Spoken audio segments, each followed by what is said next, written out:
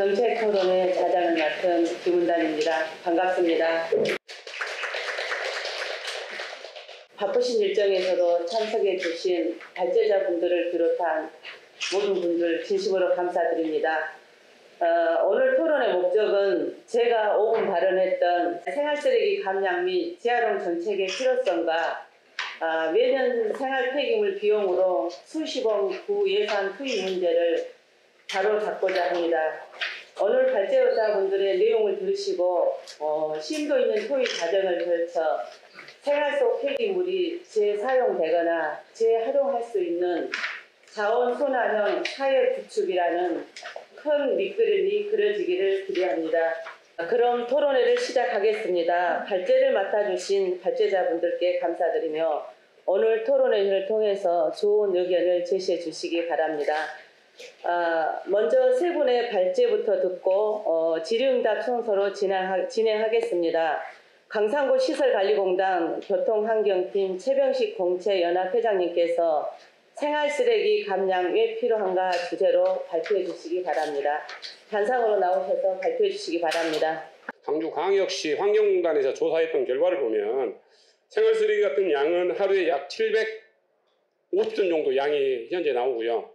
우리 청소 차량으로 보면 약 150대 차 분량의 쓰레기 양입니다. 그리고 음식물 하루 양을 보면 550톤의 양인데요. 청소 차량을 보면 약 120톤 가까운 쓰레기 양입니다. 그리고 재활용품 폐기물을 보면 하루에 450톤 정도의 양이 지금 나오는데요. 청소 차량 같은 재활용 차량 같은 경우에는 무게를 많이 탑재하지 못하기 때문에 약 800대 가량의 양이 나옵니다. 어마어마한 양이 나오는데 정말 굉장히 큰 충격이었고요. 어떻게 하면 폐기물을 좀 줄일 수 있고 그리고 또 어떻게 하면 효율적으로 운영을 할 수 있을까 그런 생각을 했었습니다.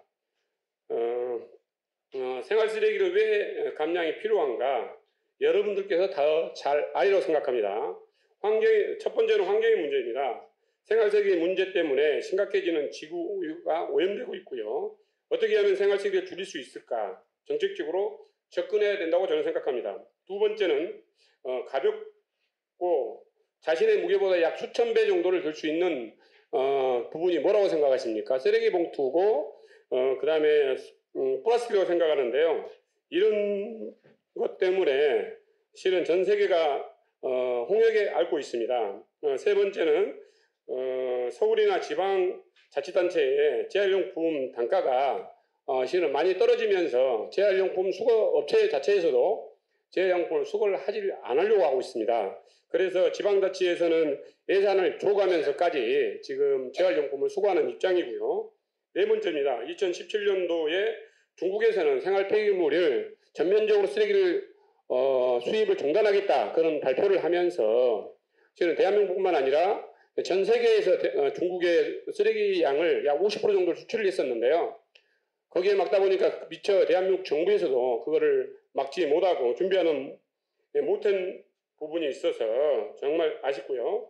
이거를 해결하기 위해서는 효율적인 정책이 필요하다고 생각을 합니다. 현재 유럽연합에서 최근 들어서 2030년도까지 일회용 쓰레기를 전면적으로 금지하겠다 그런 것을 좀 밝혔었어요. 그리고 우리나라에서도 정부에서 현재 정책을 개발하고 있고 예산을 진화하기 위해서 노력하고 있는데요. 그런 부분에 대해서 순서대로 발표하겠습니다. 발표 사례를 보면 1번 생활 폐기물 종류에 대해서 알아보도록 하고요. 두 번째는 생활용품과 재활용품이 안 되는 품목에 대해서 알아보도록 하겠습니다. 세 번째는 일회용 안 쓰기 운동을 우리 시민 모두가 참여해야 된다고 생각을 하고 있습니다. 네 번째는 수거 보상제도 도입, 우리 지역 시범 사업으로 진행했으면 하는 바람입니다. 다섯 번째입니다. 영업장 음식물 감량기 설치를 검토할 필요가 있다고 생각합니다. 여섯 번째입니다. 수집 운반자 책임과 권한 부여가 검토돼야 된다고 말씀드립니다. 일곱 번째입니다. 재활용 도움센터를 공기업에 자체적으로 운영할 필요가 있다. 그 부분에 대해서 나눠서 발표하겠습니다. 첫 번째입니다. 생활 폐기물에 관련된 종류입니다. 일상생활에서 찾아볼 수 있는 폐기물인 종류인데요. 6가지로 크게 나눴는데요. 생활 폐기물과 사업장 폐기물, 대형 폐기물, 지정 폐기물, 의료 폐기물, 방사성 폐기물이 있습니다. 생활 폐기물의 종류를 보면 우리 가정에 쉽게 발생할 수 있는 생활 폐기물인데 여러분 잘 아시잖아요. 일반 쓰레기, 그 다음에 재활용 쓰레기, 다음은 음식물 쓰레기로 구분하고 있고요. 다음 대형 폐기물입니다. 생활 폐기물로도 속하고 있고요. 가구나 침대, 책상, 의자, 그 다음에 가전제품 등의 생활 폐기물로 포함되어 있습니다. 다음입니다. 지정 폐기물입니다. 지정 폐기물은 특수 폐기물이라고 하고요. 우리 몸에 인체에 해입을 입을 수 있는 물질을 지정 폐기물이라고 그렇습니다. 폐페인트통이나 농약, 페인트통, 그 다음에 인화성 물질을 말하고 있습니다. 다음 건축물 폐기물인데요. 건설 현장에서 발생하는 폐기물을 말하고 있는데요. 벽돌, 모래, 콘크리트, 철근, 목재 등을 포함하고 있습니다. 정책을 좀 제안하고 싶은 여러 가지가 있는데요. 첫 번째는 일회용 안 쓰기 운동을 우리 국민 모두가 참여할 필요가 있다 생각이 듭니다. 서두에서 제가 발표했던 것처럼 생활용품 감량이 왜 필요한가? 그 이유는 여러분 잘 아시지 않습니까? 쾌적한 환경을 만들기 위해서는 근본적으로 정책이 마련돼야 된다 말씀드렸고요.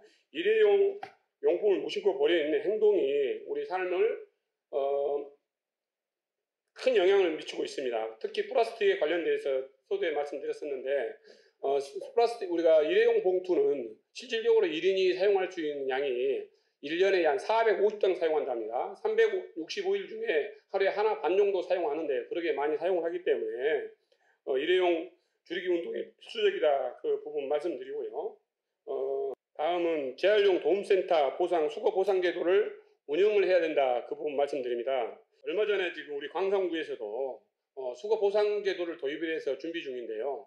실은 우유팩 수거를 하게 되면 우유를 매일우유하고 협약을 해서 우유를 주는 방식으로 하려고 준비하고 있다고 그렇게 들었습니다. 또 우리나라에서는 또 수거 보상 제도가 뭐가 있냐면 맥주병이나 그 다음에 음료수병 또 다르게는 소주병이 있는데요. 맥주병이 130원 정도 되고 음료수병은 100원 그리고 소주병이 100원입니다.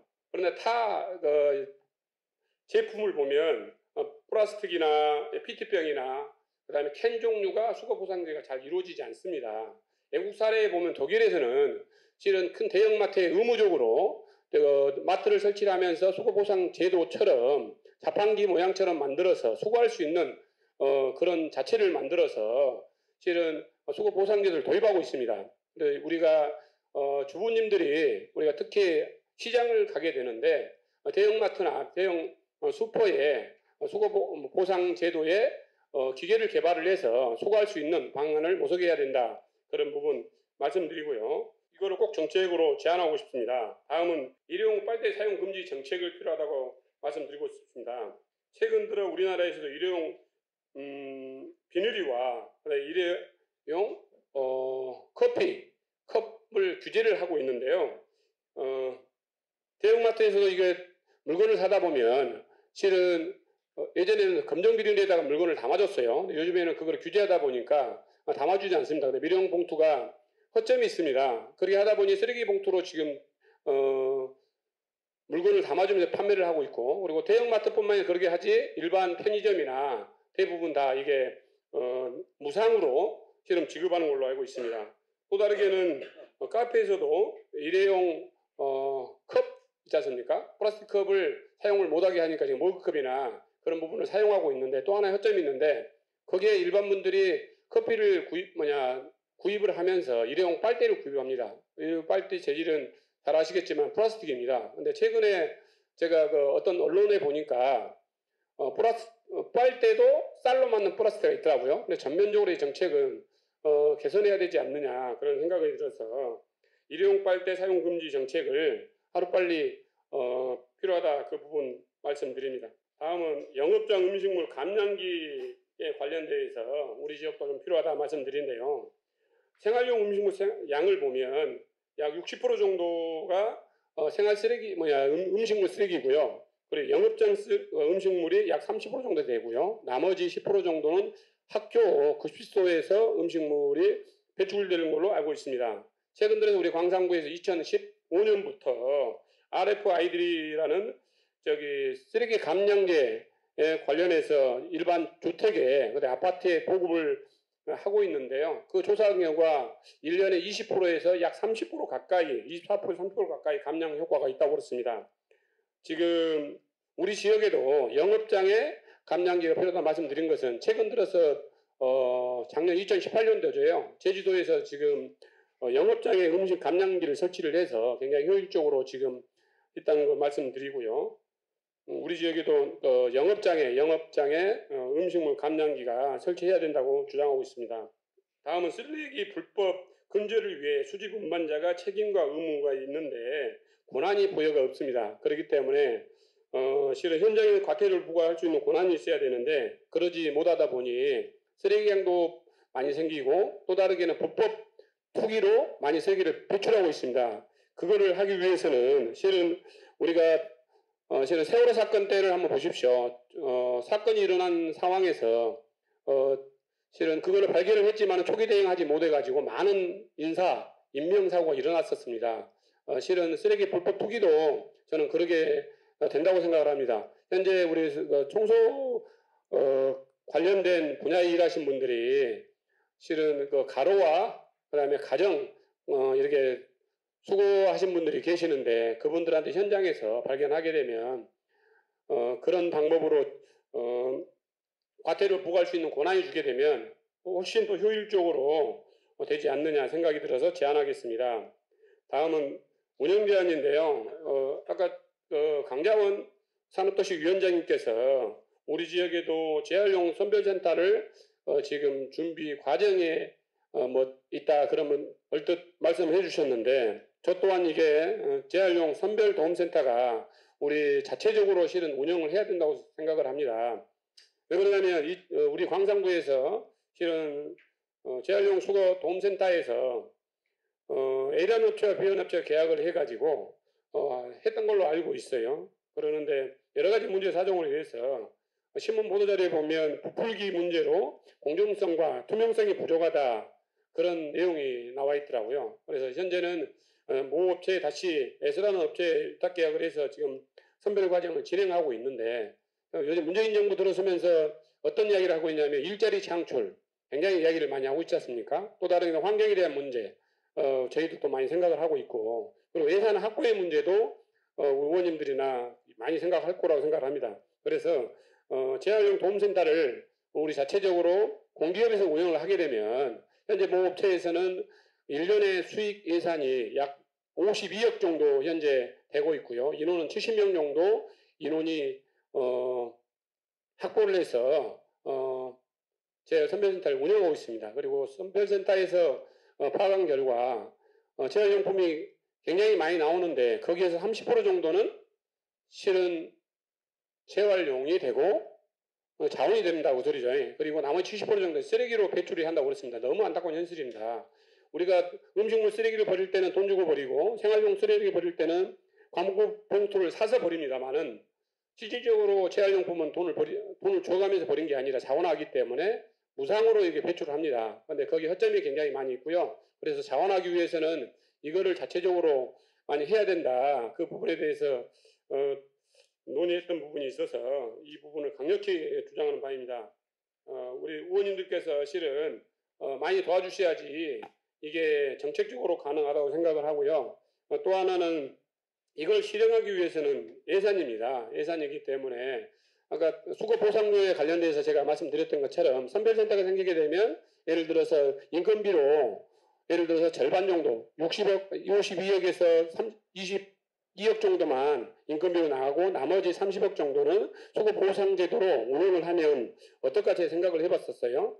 그렇기 때문에 참고해서 좀 했으면 좋겠다 말씀드리고 실은 청소행정이라 여러분도 잘 아시겠지만 아무리 열심히 해도 태가 안 나는 게 청소행정입니다. 그래서 지금 청소행정과에 관련된 분야에 근무하신 분들이라든가 특히 또 시설관리공단에 종사하실 분들 그런 분들한테 용기와 힘을 좀 실어줘서 일을 잘할 수 있도록 도와주시고 의원님들께서 예산 지원, 정책 지원 그리고 적극적으로 도왔으면 감사하겠습니다. 이상으로 발표를 마치겠습니다. 감사합니다. 고맙습니다. 네, 최병식 공채연합 회장님 수고하셨습니다. 생활쓰레기 감량을 위해서는 일회용품을 줄이고 재활용에 대한 다양한 정책이 필요하다고 생각합니다. 다음은 광주 녹색환경지원센터 김재주 사무국장님께서 3R 정책 생활쓰레기 100% 분류 클린 재활용 사업이라는 주제로 발표해 주시겠습니다. 네, 안녕하세요. 광주 녹색환경지원센터 사무국장 김재주입니다. 반갑습니다. 네, 제가 발표할 내용은 3R 정책, 생활쓰레기 100% 분류, 그다음 클린 재활용 사업이라는 내용인데요. 다들 조금씩 다 연관이 있는 사업이고요. 특히나 이제 3R 정책 같은 경우는 3R이라고 해서 생소하시는 분들도 있겠지만 풀어서 얘기를 하면 전 세계적으로 모든 나라들 그리고 동네 마을에서까지 쓰레기 운동을 하는 가장 기본이 되는 근간이 되는 것입니다. 3R 리듀스 그러니까 발생 자체를 억제한다라는 거고요. 그 다음에 리유즈 최대한 재사용하겠다는 것. 그 다음에 리사이클 재활용하겠다는. 그래서 이 3R 정책이 전체적인 우리 국가의 우리 근간이 되는 법에서부터 지방 조례까지 그다음에 우리 실생활까지 어떻게 이렇게 좀 녹아들고 잘 활용해야 되는지 이런 것들을 주 내용으로 해서 한번 발표를 해보겠습니다. 3R 정책 같은 경우는 가장 중요한 게 원래 이제 일본에서 이거를 제일 먼저 이렇게 했습니다. 일본이 누구나로 다 마찬가지긴 한데요. 이게 좀 어떻게 보면 일본 특유의 그게 좀 있는 것 같아요. 그래가지고 이거를 관련된 우리 국가들 해가지고 이제 협약으로 좀 하면서 일본에서 이거를 좀 선점해가지고 앞으로 자원 관련해서도 자기들이 전 세계적으로 이거를 이 시장을 좀 선도하겠다. 환경 시장을 자기들이 좀 이렇게 선도하겠다. 이런 관점으로 해서 한 10여 년 전부터 해서 3R 제도를 명확하게 좀 제시를 하고 그 다음에 이것들을 같이 좀 강제하면서 국제협약에도 좀 명기를 하는 이런 과정들이 있었습니다. 그래서 여기서 보면 천연 자원의 투입에서부터 처음부터 어떻게 우리가 모든 쓰레기들을 발생을 억제할 수 있을 것인가 처음부터 억제라는 것, 그 다음에 이거를 최대한 다시 사용할 수 있게끔 리유즈하고 그 다음에 그렇게도 되지 않는 것들은 또 다른 제품으로 다시 활용할 수 있게끔 재활용하는 것. 그래서 여기서 업사이클링도 있고 그 다음에 다운사이클링도 있고 그 다음에 이렇게 해가지고도 안 되는 것들은 이제 매각하거나 이렇게 소각하는 과정, 이 과정에서도 그냥 하는 게 아니라 거기서 우리가 또 여론을 또 회수하고 그래가지고 이제 제일 마지막 남는 이런 재들 이런 것들만 해서 적정하게 좀 처리하는 이런 과정들을 이야기하고 있습니다. 그래서 일본의 순환형 사회 형성 추진 기본법을 보면은요, 순환형 사회에 관한 정의가 좀 잘 되어 있습니다. 그래서 제품이 폐기물로 되는 것을 억제하고 제품이 순환자원으로 되었을 경우에 적정하게 순환적으로 이용되도록 촉진하고 그렇게 해서 순환이용이 끝난 순환자원을 적정하게 처분함으로써 천연자원의 소비를 최대한 억제해서 환경에 대한 부하를 가능한 한 저감시키는 이런 사회를 순환형 사회로 정의하고 있습니다. 이거는 다들 동의하실 거고 우리나라도 이런 식으로 가고는 있습니다. 그런데 이제 여기서 보면 기본 원칙인데요. 기본 원칙에다가 가장 전제가 되는 거죠. 거기에 명확하게 우리 폐기물의 순환 이 과정을 여기서는 기본법에서 다루고 있다는 차이가 있습니다. 그래서 아까 말씀했던 이 3R에 대한 것, 리듀스, 리유즈, 리사이클, 그 다음에 열회수, 그 다음에 적정 처분까지 이 순환형이 모든 폐기물 처리의 기본이 돼야 되는 이런 상위법에 정확하게 좀 일본에서는 명시를 하고 있고요. 그 다음 또 정부라든지 그 다음에 생산자, 국민들까지도 이 모든 법에 따라서 어떻게 적용받고 어떻게 책임과 의무가 어떻게 부여되는지 이런 것들을 잘 여기서 명시를 하고 있습니다. 그리고 이제 이 아래 여기에 따른 기본 시책들이 아주 세분화돼서 이렇게 잘 구분되어져 있습니다. 그래서 일본의 순환형 사회 구축과 관련된 법 체계를 살펴보면 가운데에 아까 말씀드렸던 이 3R 체계가 있었죠. 그러니까 처음에 예전 단순하게는 그냥 이거를 물건을 폐기물을 재활용하는 데 중점을 뒀는데 지금은 자원 순환형 사회에 걸맞게 어떻게 하면 발생을 줄이는 것에서부터 마지막 잘 이용하고 그다음 적정하게 처분하는 것까지 이런 것을 좀 근간으로 갖고 있고요. 그래서 폐기물 발생을 억제시키는 좌측의 폐기물 처리법이 하나의 큰 축이고요. 그 다음에 이런 것들을 어떻게 잘 유용하게 이용할 것인가에 대한 자원 유효이용 촉진법이 이쪽으로 또 있고요.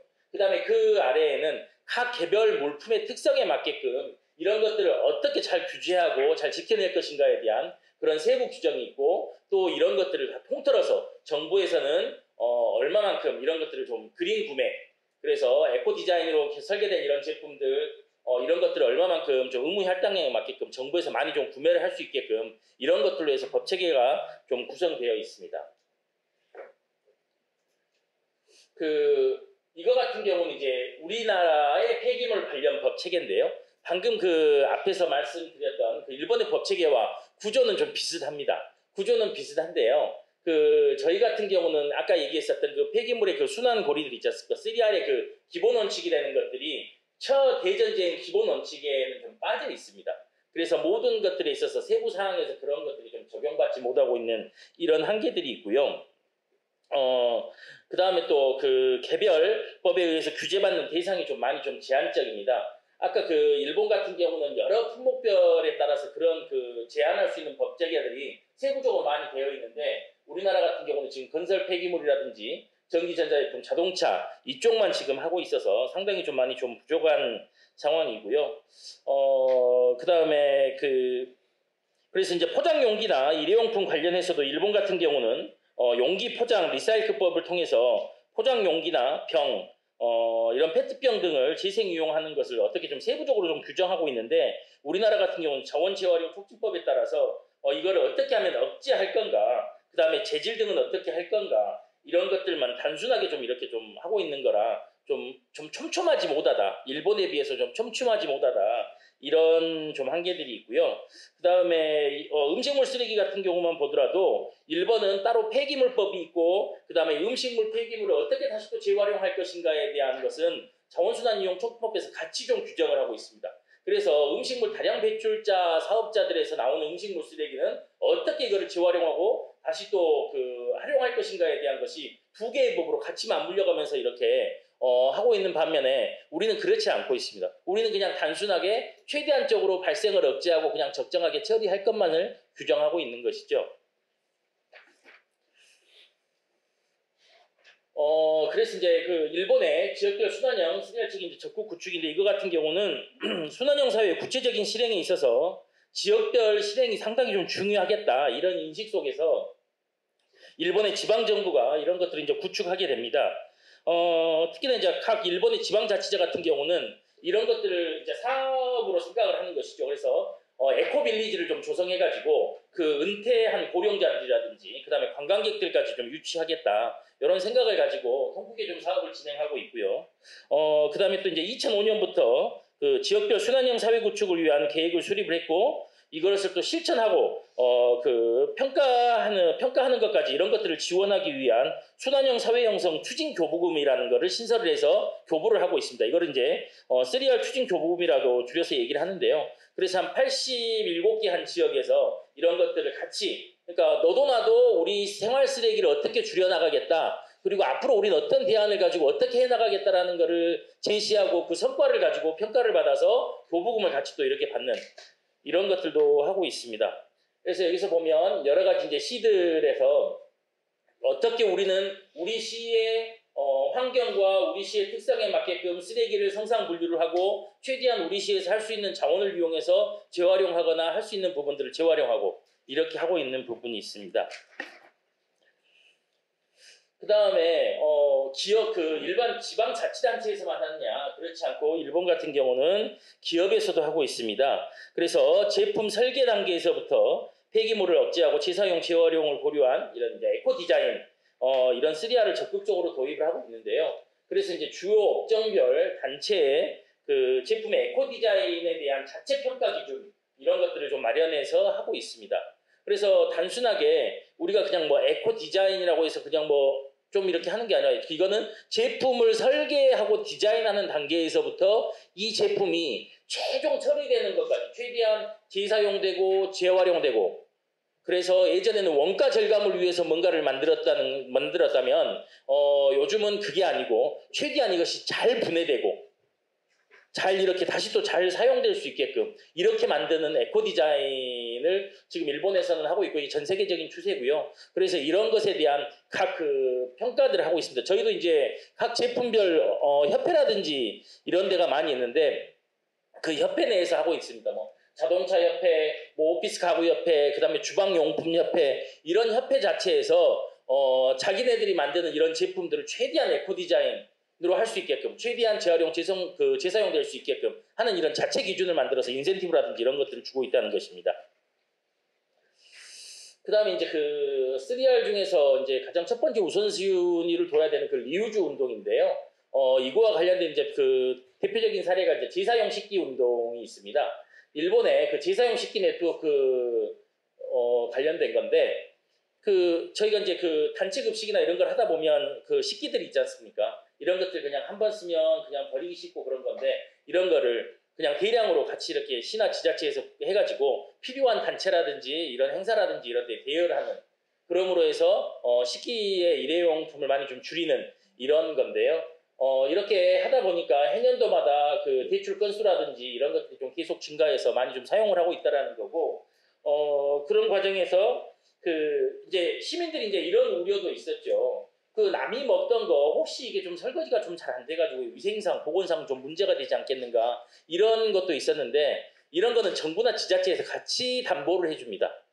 이런 것들은 위생상, 보건상 전혀 문제되지 않고 이것이 우리 환경을 위해서 훨씬 더 좋은 일이고 올바른 일이기 때문에 이건 적극 권장해야 되고 같이 해야 되는 거라고 한 그 지방 정부와 그 국가에서 이런 것들은 위생과 보건에 대한 건 같이 보장을 해주고 있습니다. 그래서 이제 그 예로 일본 오이타현 내에서 그 무료 대여 재사용 식기 리스트인데요. 이런 그냥 우리가 비근하게 그냥 늘상 우리가 어디 구내 식당이라든지 행사에 가면 사용하는 이런 것들입니다. 이런 것들을 대량으로 좀 구매를 하고 나서 한번 버리면 뭐 그냥 일회용품 쓰는 것보다는 이거를 그대로 잘 세척해가지고 다른 사람들이 그냥 쉽게 사용할 수 있게끔 이렇게 하는 것들입니다. 이제 오이타현은 그렇고요. 그 다음에 이제 삿포로 같은 경우는 이런 식기 세정이 가능한 차량까지도 같이 이렇게 좀 렌탈을 해주는 이런 서비스를 하고 있고요. 그 다음에 교토 같은 경우는 재사용 식기 대여와 관련된 이런 비용까지도 보조를 같이 이렇게 해주는 지자체들이 있습니다. 그 다음에 이제 일본의 팔시스템 생협연합회의 3R 운동과 관련돼서 사례를 한번 제가 말씀드릴 텐데요. 여기 같은 경우는 우리의 그냥 생협이죠. 우리가 늘상 주변에 있는 생활협동조합, 생협. 우리 뭐 빛고울 생협도 있을 것이고 뭐 아이코읍스도 있을 것이고 여러 생협들이 있는데 이런 나름대로 그 일본의 유명한 80대 생협연합회에서 3R 운동을 전개하고 있습니다. 여기서 하고 있는 거는 그린 구매인데요. 그린 구매라는 거는 환경에 부담을 적게 주는 쇼핑이죠. 그래서 쇼핑 전에 꼭 필요한 것인지 다시 한번 생각을 해서 살 것만 좀 사자는 것이죠. 그냥 무턱대고 우리 마트 가서 막 이렇게 뭐 1+1이고 그러니까 많이 사는 게 아니고 그런 것들이고 그 다음에 여기서 하고 있는 게 리듀스 그 다음에 리유즈 리사이클을 같이 하고 있습니다. 그래서 여기 같은 경우는 그 이제 차관을 한 거죠. 가정에서 나오는 쓰레기의 대부분 한 65% 70% 정도가 그 포장재와 용기라는 데서 이 운동을 하자고 이제 생협 조합원들끼리 이제 의기투합이 된 겁니다. 그래서 최대한 자기들이 그런 것들을 줄이고 플라스틱 사용을 좀 줄여보자라고 한 건데요. 여기 같은 경우 이제 리듀스 발생을 억제하는 부분입니다. 우리가 예전에도 잘 아시겠지만은 그 냉동 만두 같은 경우 편의점에서 이렇게 보면 만두가 이렇게 딱 들어있는 트레이 같은 경우 밑에 플라스틱 이런 받침 같은 게 있습니다. 거기에 만두가 하나씩 이렇게 담겨 있었던 게 있는데 굳이 우리는 만두가 필요하지 그게 필요했던 건 아니거든요. 그래서 그런 것들을 싹 이제는 빼는 거죠. 포장해서 그런 것들을 빼는 거고 여기 뭐 가운데 이제 뭐 식빵 같은 경우도 식빵만 딱 포장할 수 있는 그 정도의 포장 용지 그래서 포장 용지 상단을 다 줄인 겁니다. 원래는 훨씬 더 포장이 더 컸는데 포장 용지 자체를 좀 줄인 거고요. 그 다음에 제일 마지막 같은 경우 이제 우동 포장 같은 경우인데요. 그 우동 포장지 자체가 여기서 그 재활용된 이런 플라스틱으로 만든 재활용 포장지입니다. 이런 것들을 사용하고 있다는 거고요. 그 다음에 이제 리유즈 같은 경우는 여기서는 이제 간장병, 술병, 양념병 이런 것들을 다 병으로 하고 있습니다. 플라스틱이 아니에요. 우리도 이제 가만히 생각을 해보면 예전에 저는 그렇지 않은데요. 우유병 같은 경우 예전에는 유리병이었다고 그러더라고요. 그래서 이런 것처럼 충분히 간장병이나 식료품병 이런 것들은 병으로 만들어 놓으면 계속적으로 사용할 수 있는데 우리는 늘상 이게 플라스틱 병인 것이 당연한 것으로 알고 있지 않습니까? 그래서 여기 생활협동조합은 자체 이렇게 사용하는 이런 병들은 모두도 최소 한 30회 정도를 다시 사용한다고 합니다. 그래서 여기서 간장병 같은 경우 사다 소비하고 그거를 다시 세척해서 갖다 주고 한 30배 정도 이렇게 하고 있고요. 그 다음에 자기네들이 하는 그 우유 있지 않습니까? 그래서 우유팩 같은 경우 이런 것들은 다 깨끗하게 잘 세척을 해가지고 따로 모아서 주면 자기들 그 자원센터가 있습니다. 거기서 가가지고 이렇게 화장지를 만들어서 다시 또 이렇게 만들어주고 그 화장지 안에 그 심 있잖아요. 그 심 자체도 여기는 빼져 있는 그냥 화장지죠. 심 자체도 나중에 다시 또 폐기물 쓰레기가 되는 거잖아요. 그래서 심도 빼고 그렇게 화장지만 딱 이렇게 해가지고 다시 그거 물물 교환할 수 있게끔 하고 그래서 이 생협에 가보면은 그 우리 그 상품 전단지 같은 게 있잖아요. 상품 전단지에 알마크가 다 되어 있습니다. 알마크가 되어 있는 상품 같은 경우는 우리 생협에서 재활용이나 그다음에 재사용하는 제품이다. 이런 것을 그래서 그거를 살 수 있게끔 우선 구매할 수 있게끔 안내가 잘 되어 있고요. 그거를 또 구매를 하게 되면 자체 이렇게 그 리워드 포인트 같은 경우를 또 줘서 이걸 촉진하고 있는 이런 사례가 있습니다.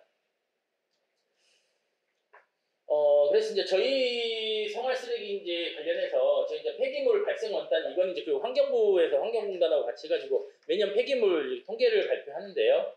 그 보면 저희가 이제 5차 조사 그 예전에 비해서 그 종량제 봉투 대상 폐기물은 한 17% 정도 감소를 했는데 음식물류하고 그다음에 재활용 가능 자원은 음식물류는 증가를 하고 재활용 가능 자원은 감소를 한 거죠. 그래서 음식물 쓰레기는 훨씬 더 많이 늘어나고 있고 그다음에 우리가 충분히 재활용, 재사용할 수 있음에도 불구하고 이것을 그냥 같이 버려지고 있는 것들은 훨씬 더 많다. 이런 이야기고요.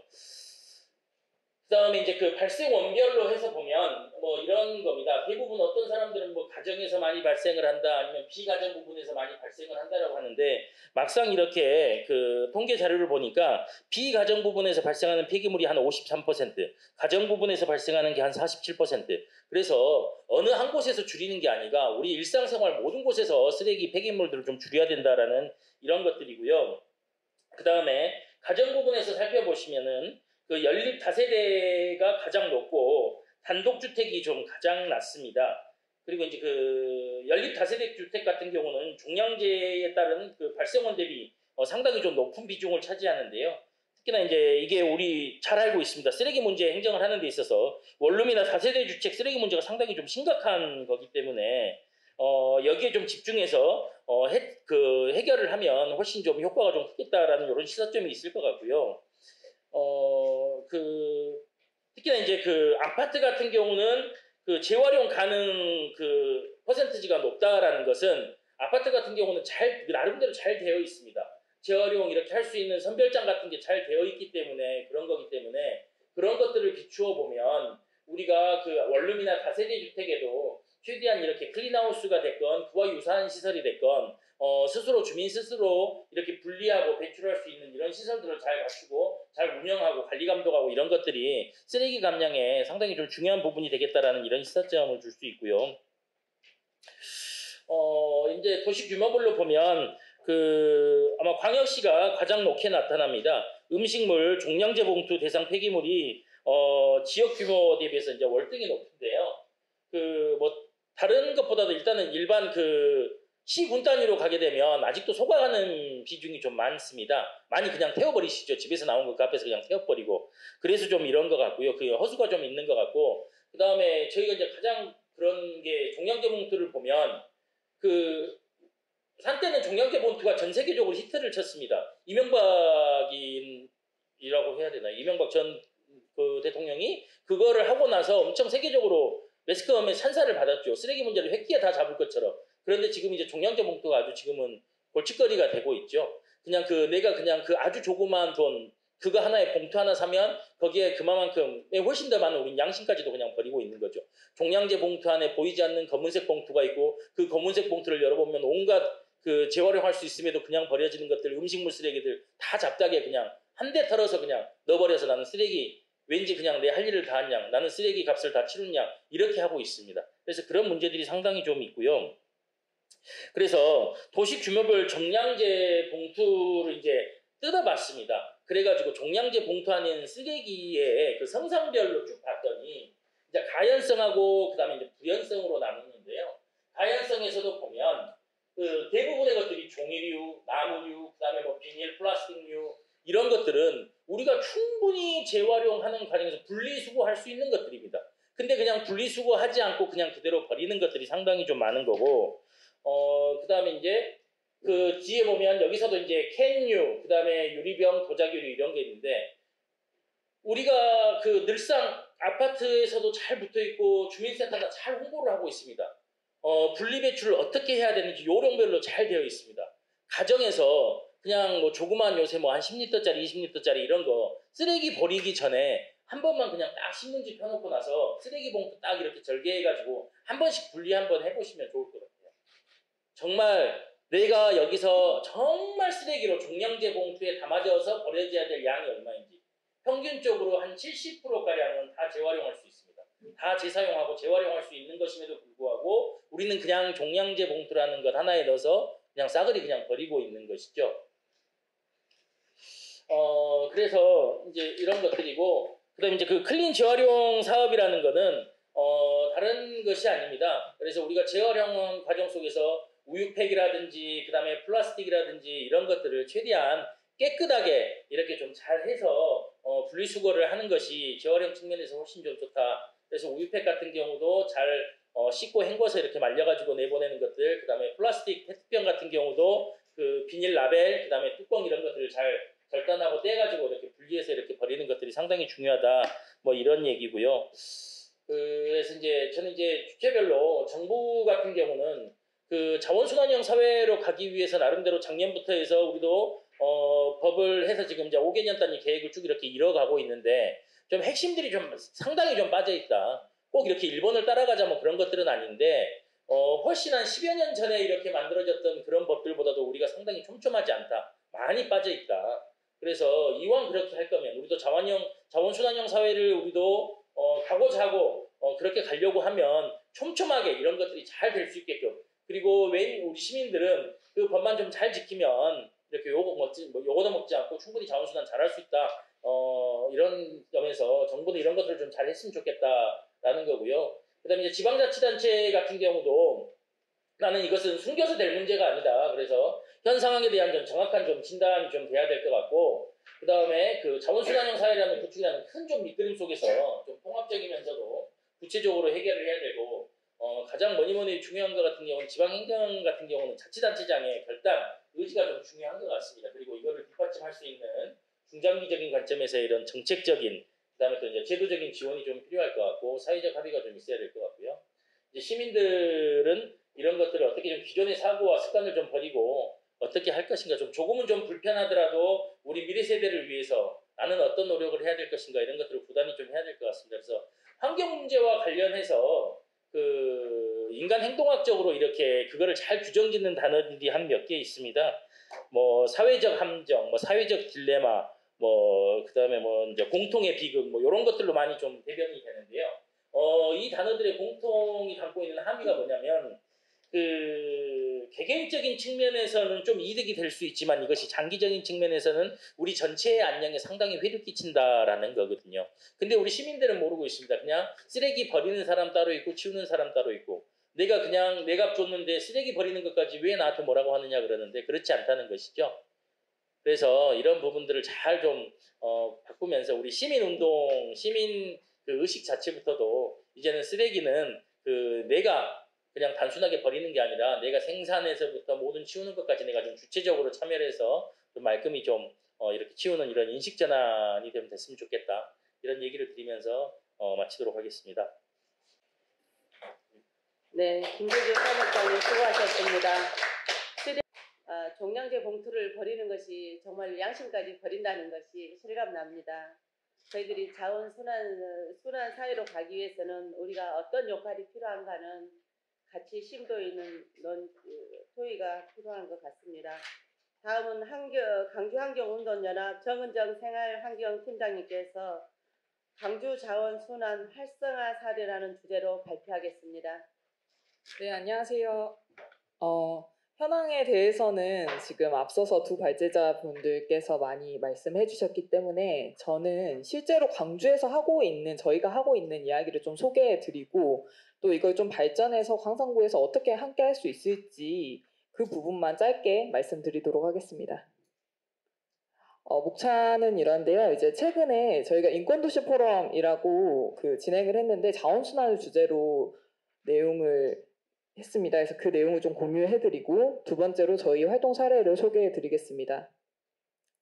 네, 이렇게 인권도시 포럼을 진행을 했는데요. 주제가 쓰레기 제로 도시였습니다. 도시에서 쓰레기를 줄이기 위해서 어떤 것을 해야 될까라는 주제로 진행을 했는데 특히나 이제 유럽에서도 발제자가 오셨는데 전 세계적으로 플라스틱 폐기물에 대한 문제가 굉장히 심각하고 그걸 줄이기 위해서 아주 여러 가지 정책이 이루어지고 있다. 이런 내용들이었습니다.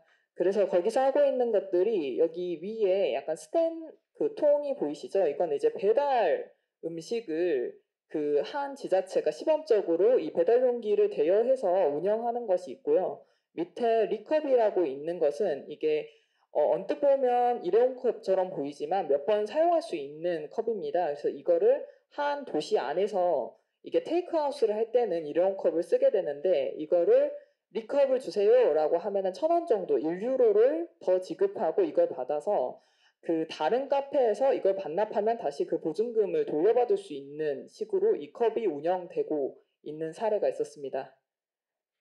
그리고 이거는 이제 광주의 사례인데요. 이게 용봉동인데요. 용봉동 이제 마을자치위원 이제 주민분들이 함께 이 단독주택에서 쓰레기 문제가 굉장히 심각하기 때문에 이거를 좀 문전수거가 아니라 거점수거 형식으로 좀 바꿔보자 해서 직접 조사를 했던 내용이라고 합니다. 그래서 여기 점이 좀 빨간색, 파란색 이렇게 있는데 어느 곳을 배치하는 게 가장 효율적인가 주민들이 함께 조사를 했던 내용이라고 합니다. 그리고 또 이제 광주에서는 또 커피 카페에서 아메리카노 먹고 나오는 커피 찌꺼기가 굉장히 많은데 이걸 지금 일반 쓰레기로 분류해서 버려야 하거든요. 이게 음식물 쓰레기가 아니라 그런 것들을 이용해서 퇴비를 만들고 또 버섯을 재배해서 파는 이제 사회적 기업을 운영하기도 하고 또 광산구에서도 계획이 있으시다고 들었는데 업사이클링 센터를 운영하는 다른 지자체들의 사례들도 있고요. 이런 내용들이 있었는데요. 여기서 좀 나온 내용들이 광주에서 해야 될 것이 광주는 아시겠지만 광주 공공기관 일회용품 사용 제한 조례가 있는 지자체입니다. 그런데 이게 사실 다른 도시에서는 아직 있는 곳이 없거든요. 그래서 굉장히 우수한 곳이에요. 그래서 저희 공공기관에서 하는 행사나 회의나 이런 모든 곳에서 일회용품을 사용하지 않도록 되어 있고요. 저희는 이제 이런 것들을 실질적으로 좀 적용 가능하게 해야 한다. 이게 내용만 있고 조례만 있고 시행 규칙이 없으면 그걸 뒷받침할 수 있는 게 없으면 무슨 소용이냐 이런 이야기를 합니다. 좀 작은 것부터 좀 인식이 바뀌어야 된다. 그래서 사실은 오늘도 지금 종이컵이 여기 있는데 제가 나중에 말씀을 드리겠지만 이런 운동을 드리기도 합니다. 이게 지적을 할 것이 아니라 이 일회용 컵을 사용하지 마세요. 이런 행사에서 이렇게 말씀을 드리면 누군가는 이 컵을 그러면 누가 차를 끓이고 또 하고 그런 노동이 수반되어야 하고 그런 것도 사실은 긍정적인 부분이 아닌 부분도 많이 있다고 생각합니다. 그래서 저희가 좀 내년도에 내 컵은 내가라는 운동을 하려고 하거든요. 그러니까 행사장이나 올 때 누군가 이제 이런 일회용 컵을 사용하지도 않고 또 누군가가 다른 사람들의 노동으로 인해서 차를 끓여서 내오는 것도 아니고 내 컵은 내가 가지고 다니는 운동이 이게 전체적인 인식으로 확산되어야 된다. 네, 이런 운동을 좀 하려고 하고요. 그리고 이제 교육 활성화는 이제 가장 효과적인 것은 시민 홍보와 교육, 이제 학교 수업, 이제 주민 교육 이런 주민센터에서 교육 이런 교육들이 필요하다 이런 내용이 있었고 쓰레기 회수 시스템이 좀 굉장히 열악하다. 그래서 여기에 대해서 예산과 인력이 강화되어야만 쓰레기 대란을 막을 수 있다. 그리고 시범 사업들 이제 제안이 있었는데 일회용 비닐봉투가 지금 마트에서 올해 금지가 됐죠. 이제 그 내용이 사실은 광주에서 처음으로 시범 사업을 진행을 했고 제안했던 내용입니다. 근데 이런 내용들이 현재는 전체적으로 적용이 됐고 또 이런 것들 이제 예시를 보다시피 이런 광주에 이런 좋은 조례가 있기 때문에 배달용기 지역 대여나 다회용품 대여나 사회적 기업 이런 걸 운영하는 여러 가지 사례들을 좀 시범 사업으로 충분히 할 수 있겠다라는 이제 결론으로 인권도시 포럼이 있었습니다. 이건 이제 환경부 인식조사인데요. 굉장히 간단하게 설명드릴게요. 그 인식조사를 진행을 했더니 광주가 전국 평균보다 일회용품 사용이 많은 것으로 나타났습니다. 뭐 컵이나 그릇이나 봉투, 뭐 종이봉투, 뭐 응원용품까지 다 지역 평균보다 이제 전국 평균이 보다 높은 것으로 나타났고요. 그리고 그 인식에 대해서도 일반 쓰레기통 및 종량제 봉투에 배출한다는 응답이 많았습니다. 그 재활용품을. 그래서 분리배출에 대한 인식도 비교적 낮은 것으로 나타났습니다. 그래서 환경부가 결론적으로 광주는 좀 지속적인 교육과 홍보가 좀 확대될 필요가 있다라고 조사 결과가 나왔었습니다. 그래서 광주환경운동 저희는 이제 그 일회용품 없는 광주 만들기라는 타이틀로 지금 사업을 진행을 하고 있는데요. 실제로 하고 있는 것들 좀 소개해 드릴게요. 첫 번째로 일회용품 안 쓰기 시민 도전단을 한번 운영을 해봤어요. 이 내용은 뭐냐면 광주 시민분들 30분 정도를 뽑아서 실제로 2달 동안 일회용품을 전혀 사용하지 않고 살아보는 겁니다. 그래서 이걸 활동 수기를 남겨보고 이게 실현 가능한지 가능하지 않는지를 조금 알아보려고 진행을 해봤는데요. 결론적으로 말씀드리면 이 2달 도전에 성공하신 분은 단 한 분도 없었습니다. 굉장히 어려워서 네, 한 번쯤은 비닐봉투를 사용하게 되고 이렇게 되더라고요. 그래서 저희는 이게 어렵다라는 그 결론을 하려고 이 도전단을 운영한 것은 아니고 그렇다면 이게 가능하려면 어떤 게 필요한가를 보려고 진행을 했었습니다. 그래서 이거는 이제 뭐 언론 보도 나왔던 내용들이고 그리고 이제 그 도전하시는 분들이 직접 그 활동 수기를 이렇게 기록을 하시기도 하고 어떤 게 가장 필요한지 말씀도 해주셨습니다. 이 내용은 저희가 조사했던 내용인데요. 두 번째로 그 광주시청에 1층에 이룸 카페라고 있습니다. 커피 볶는 집 알고 계시죠? 그 카페에서 저희가 3일 동안 그 실제로 일회용 컵을 얼마나 사용하는지 조사를 몰래 해봤습니다. 그래서 3시간 정도 이제 로테이션으로 진행을 했는데 결론적으로 3일 동안 총 1,690건 음료 주문 중에 1,559건이 일회용컵을 사용을 했고 이게 92%에 달하죠. 그리고 텀블러를 사용하는 분들은 총 14건이었습니다. 3일 동안. 그래서 0.8%에 불과하다. 그런데 저희가 주목해야 될 점이 이 위치 특성상 실제로 시청에 근무하시는 공무원분들이 많이 이 카페를 이용하심에도 불구하고 텀블러를 사용하는 사람이 이렇게 없다라는 것은 조금 개선 의지를 충분히 더 보일 수 있지 않겠느냐 해서 저희가 이렇게 제안을 한 적이 있었고요. 이건 2017년이기 때문에 이때는 매장 내 일회용컵 사용이 금지되어 있지 않을 때입니다. 그래서 그 내용들을 좀 전달을 하고 캠페인을 함께 진행을 했었습니다. 그리고 이어서 이제 그 금지가 되면서 캠페인도 진행을 했었고요. 여기 있는 내용 보면 이제 광주 시민이 1인이 1년 동안 사용한 일회용품 해서 이제 비닐봉투가 414개, 종이컵이 503개라고 통계가 나와 있는데 이런 것들을 좀 소개해 드리면은 거리에서 시민분들이 굉장히 놀라시더라고요. 나는 이 정도 안 쓰는데 누가 이렇게 쓰느냐 이렇게 이야기를 하시더라고요. 그리고 이제 실태조사를 해봤는데 저희가 그 시민분들에게 여쭤봤어요. 광주 시민분들께 일회용컵 사용 감량을 하기 위해서 가장 먼저 해야 될 일이 뭘까요? 그리고 한다면은 시민분들이 어떤 거 동참하시겠습니까? 이렇게 여쭤봤더니 여기 이제 5가지 항목이 있는데 배달 음식 일회용품 사용 제한이 있고 새벽 배송 일회용품 사용 대상 이제 뭐 로켓 배송 그 쿠팡 뭐 이런 거죠. 그다음 일회용컵 보증금제 부활 그리고 일회용품 품목 확대 그리고 자원순환 교육 의무화 이렇게 5가지를 가지고 해봤더니 저희가 한 이걸 6차례 정도 했습니다만 배달 음식 일회용품 사용 제한이 가장 필요하다고 다들 이야기하시더라고요. 가장 심각하고 그리고 이거는 내가 동참할 의지가 있다라고 시민분들이 말씀을 해주셨고 두 번째로는 자원순환 교육 의무화가 좀 있어야 된다. 우리 아이들이 그 환경이라는 교과목도 사라지고 이제 자원순환이라는 이제 교육을 그냥 대략적으로 알지 왜 정말 필요한지에 대한 교육을 받지 못하고 있다. 이렇게 이야기를 하시더라고요. 그리고 이제 정책 제안 같은 경우에는 그 일회용품 이제 사용 제한 조례에 대한 내용이고 저희가 이제 뭐 세계 수영 선수권 대회나 이런 것에도 이제 참여를 해서 진행을 했었고 제가 오늘 좀 주로 소개해드리고 싶은 거는 이건데요. 이제 일회용품 없는 축제 확산 프로젝트라고 올해 사업을 진행을 했었습니다. 그래서 다회용 컵을 이제 김재주 사무국장님께서 아까 그 일본의 사례를 말씀하셨는데 이게 비슷한 사례인 것 같아요. 행사장에서 그리고 축제에서 일용품을 사용하는 경우가 많은데 이게 각각의 단체들이나 이제 작은 규모의 기관들은 그걸 다 구비하기가 어렵잖아요. 그래서 저희가 이걸 무료로 대여하는 사업을 올해 진행을 해봤습니다. 그래서 컵이랑 물통을 구비해서 진행을 했는데 이제 올해 진행을 해보니까 8만 명 정도가 실제로 사용을 하셨고 광주에서 여기 행사 장소를 보시면 이제 뭐 광주시 교육청도 있고 뭐 5.18 민주관광 아시아문화전당 그리고 여러 뭐 행사들에서 직접 활용을 하셨습니다.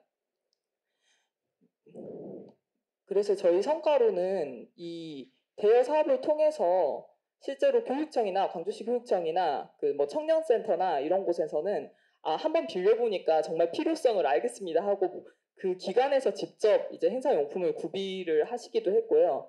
또 하나는 이제 이런 사업들이 사실은 환경단체에서 하기에는 굉장히 한계가 있고 저희는 이제 시범적으로 했습니다. 이걸 해봤더니 정말 수요도 많았고 그 한 번 행사를 하면 쓰는 일회용품이 정말 많잖아요. 그런데 이거를 완전히 줄일 수 있기 때문에 이걸 지자체나 사회적 기업에서 운영을 하면은 훨씬 더 효과가 있고 또 이걸 진행하는 가운데에서도 시민들의 좀 인식이나 이런 변화도 이끌 수 있지 않겠느냐라고 해서 제안을 이제 좀 드리려고 이런 사업을 진행을 했는데 서울시 장애인복지관에서는 이 사업을 가져가서 벤치마킹 하셔서 이거를 일자리 사업으로 결합해서 진행을 하시더라고요. 그러니까 이제 행사장에 그 컵을 이제 운영하는 것까지 이제 일자리 사업으로 해가지고 진행하시기도 하고 또 제가 이제 광산구 여기 청소년전 TF에도 제가 참여를 하고 있는데 그 이런 내용들을 제가 소개를 했고 좀 관심도 가지신 것 같고 또 어제 그 북구청에서 연락이 왔어요. 북구청에서 이 사업을 내년 사업으로 하시겠다고 그래서 이제 지금 세부 예산을 짜고 계신다고 합니다. 그래서 제가 계획서랑 이런 내용들을 좀 보내드렸는데 이 구 안에서 이런 좀 대여 사업을 광산구에서도 좀 할 수 있지 않겠느냐라는 좀 제안을 드립니다. 그리고 마지막으로 자원순환 교육인데요. 저희가 이제 시민 강사단 분들을 그 20명 정도가 함께 참여를 하고 있습니다. 그래서 이제 올바른 분리 배출 그리고 천연 자원 음식물 쓰레기 문제 그리고 미세 플라스틱 해양 쓰레기 문제 이렇게 등등 이제 주제별로 이제 체험 프로그램과 이론 교육을 가지고 있고요. 그래서 지금 실제로 이제 학교 현장에서 이제 200회 이상 연마다 이제 진행을 하고 있는데 이런 교육들이 좀 이런 시민 단체가 주도해서 하는 것이 아니라 좀 의무화돼서 더 많은 아이들이 그리고 또 아이들이 아니더라도 뭐 여기 계시는 이제 뭐 동장님도 계시고 하시지만 뭐 주민센터나 이런 데서 이제 그 여러 가지 교육을 진행을 할 때 한 꼭지로 좀 더 좀 자세한 내용을 다루었으면 좋겠다. 그리고 그것이 이제 광산구 주체로 좀 이루어졌으면 좋겠다. 이런 제안을 드려봅니다. 네, 이상입니다. 감사합니다.